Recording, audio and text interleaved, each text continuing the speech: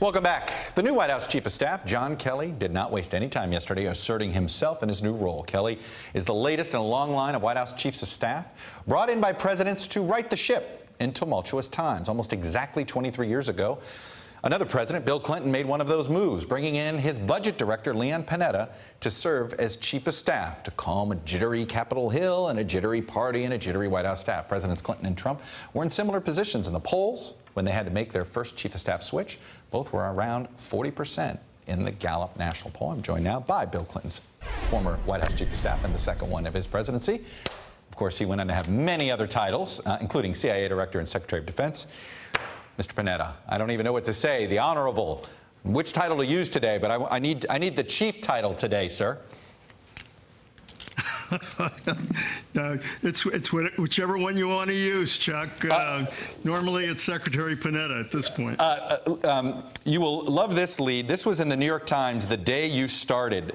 The announcement came at a time in which Mr. Clinton is being strongly buffeted by political cross-currents at home and abroad. His standing with the public has not substantially improved since his '92 election with 43% of the vote. His health reform effort is being picked apart in Congress, and he's increasingly being accused of indecisiveness in foreign affairs.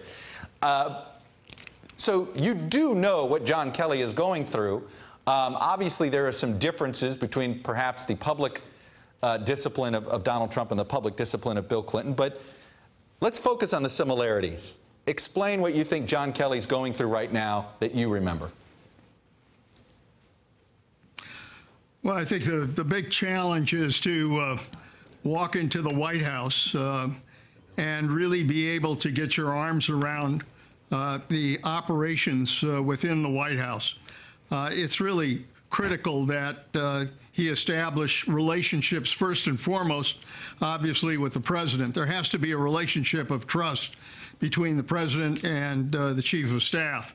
But in addition to that, he's got to be able to establish a relationship with the staff that's there and make them understand that he is going to be chief of staff and that they're going to have to go through him. So I think the real challenge for John right now is to be able to put in place elements of discipline, a strong chain of command, the ability to develop some kind of orderly process of developing policy. Those are kind of the big challenges that he faces from the get-go.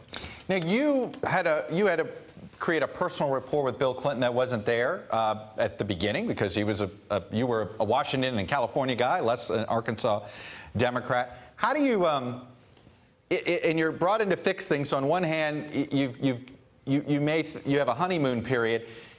How much advice do you give to John Kelly? Say, if you've got tough decisions to make as many of them as you can in the first couple of weeks. How do you get yourself in a mode to identify it, to basically take advantage of your honeymoon period with your boss? Well, it's very important that, first and foremost, that John Kelly and the president kind of understand each other and what needs to be done, and that the president is willing to delegate that authority to his new chief of staff. That has to take place. Bill Clinton understood the problems that were in the White House. He was willing to delegate authority to me as chief of staff to be able to reorganize the White House and develop the kind of chain of command that was important there.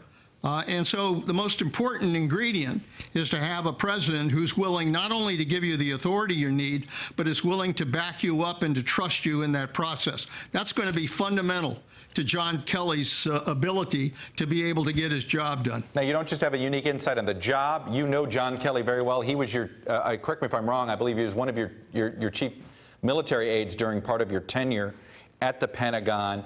What's a skill set that he has that you wish you had going into being chief of staff?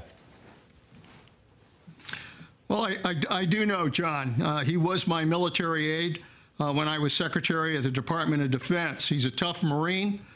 He understands what discipline is all about. He understands what a strong chain of command is all about. He understands what an orderly process is all about. He understands that you have to stay focused on accomplishing the mission. Those are all important ingredients that go to his experience as a Marine, and those are good qualities. I think the important thing he's going to have to pick up on is the politics of operating within the White House. the politics of understanding where the staff is, what the relationships are, and also the politics of dealing with Capitol Hill. Because in the end, if this president is going to survive, it isn't enough just to change your chief of staff. You've got to be able to get some things done for the country. And the chief of staff is going to be very important to whether or not that happens. Before I let you go, there's two developments on the international front that I want to get your take on. Secretary Tillerson made sort of the most remarks he's made yet about North Korea, and he said the following. In a briefing to reporters, he said he wants a dialogue with North Korea, that he doesn't want regime change, and he said we are not the enemy, but they are threatening us. He's not asking for reunification of the peninsula. He does not want to move our military above the 38th parallel, but we'll have to take some actions. I mean, he's trying to send a message here that they want to talk, negotiate. It seemed to be a contradiction of where we were headed before.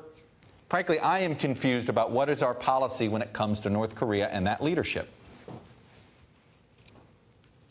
Well, that's the first thing that I think the administration has to focus on. Is one of the things that John Kelly and General McMaster are going to have to focus on is what is the strategy here? Obviously, there has to be containment. Obviously, we have to be tough in terms of our military presence. Obviously, we have to be tough in terms of making clear that the North Koreans cannot develop an intercontinental ballistic missile that could threaten our country. And we have to take strong steps to deal with that. But at the same time, we've got to reach out diplomatically to try to see whether there is an opportunity to engage in negotiations. But it's going to take both efforts. You need a strong military effort. You need a strong diplomatic effort if there's going to be any hope of dealing with North Korea. And then finally, there's been some reports. There was a Washington Post report, and no final decision has been made, but that the Department of State is thinking about editing the mission statement that would eliminate any mention of promoting democracy and essentially promoting democratic values around the world. Are you concerned about that? I mean, some could argue that, hey, American foreign policy has got to be more pragmatic, more realistic, and so, you know, take that out of the mission. What say you? America's diplomacy in the world has been based on our values. And our principal value is our respect for our democracy, our freedoms, and our ability to be able to engage in self-government. Those are the critical features of what makes us a strong country in the world, what makes us a world leader. If we eliminate reference to democracy, if we eliminate reference to the basic freedoms and liberties that are critical, not only for our country, but for the rest of the world, then I think it undermines our ability to exert world leadership. It makes us weaker. So you would advise Secretary Tillerson, don't make any changes to this?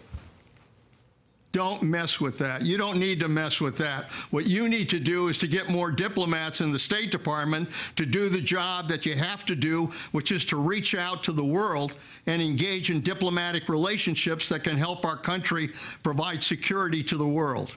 Secretary Panetta, I always wish we had more time with you, but I appreciate you coming on and sharing your views, sir.